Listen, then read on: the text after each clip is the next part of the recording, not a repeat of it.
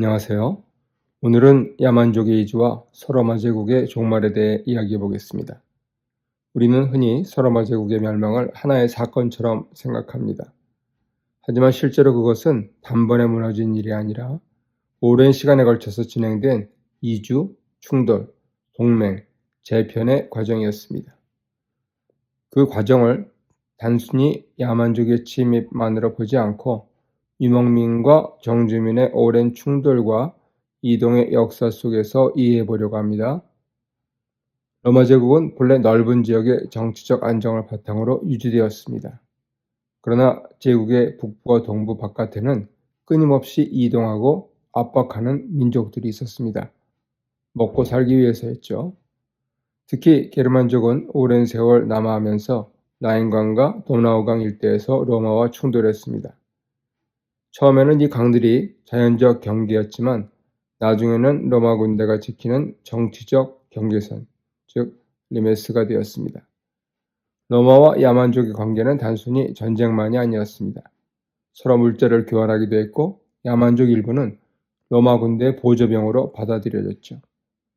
로마는 이들을 통해 군사력을 보강하고 인구 감소를 보완하려 했습니다. 하지만 이런 방식은 로마 군대 안에 점점 더 많은 야만족 세력을 끌어들이는 결과도 나왔습니다. 2세기 말과 3세기에 들어서면서 국경선에 대한 압박은 훨씬 심해졌습니다. 콰디족, 마르코만니족, 고트족, 프랑스족, 섹슨족, 반달족 같은 여러 집단이 국경을 넘거나 해안을 공격했습니다. 이 시기 로마 제국은 황제 교체가 반복되고 정치적 결속이 흔들리면서 군사적 무정부 상태에 가까운 위기를 겪었습니다. 4세기에는 더 큰 변화가 일어납니다. 훈족이 갑자기 등장하면서 기존 민족들을 서쪽으로 밀어내기 시작한 것이죠. 이 충격으로 좁은 의미의 게르만족 대이동이 본격화됩니다.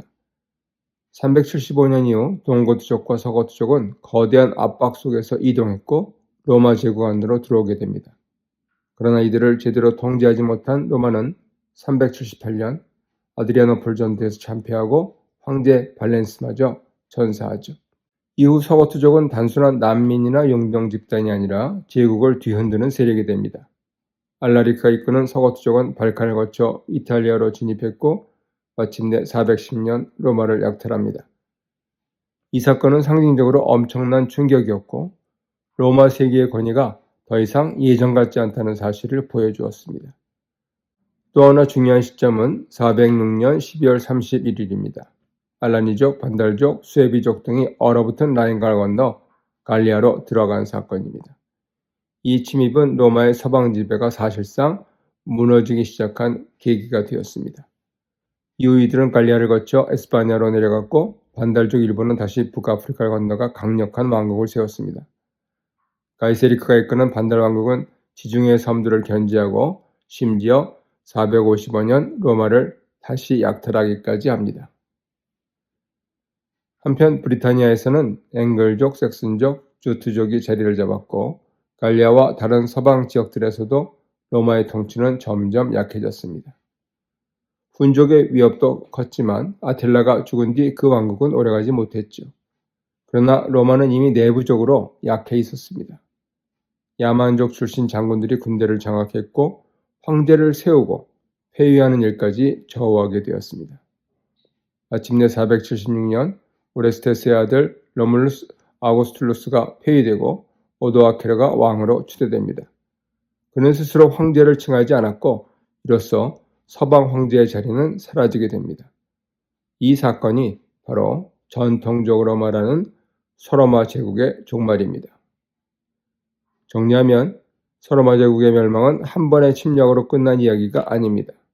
그것은 오랜 세월에 걸친 민족 이동, 국경 붕괴, 군대 변화, 내부 정치 불안, 그리고 로마 질서의 해체가 겹쳐서 일어난 결과였습니다. 즉 서로마 제국의 종말은 단순한 붕괴가 아니라 고대 세계가 중세 세계로 넘어가는 거대한 전환의 순간이었습니다. 감사합니다.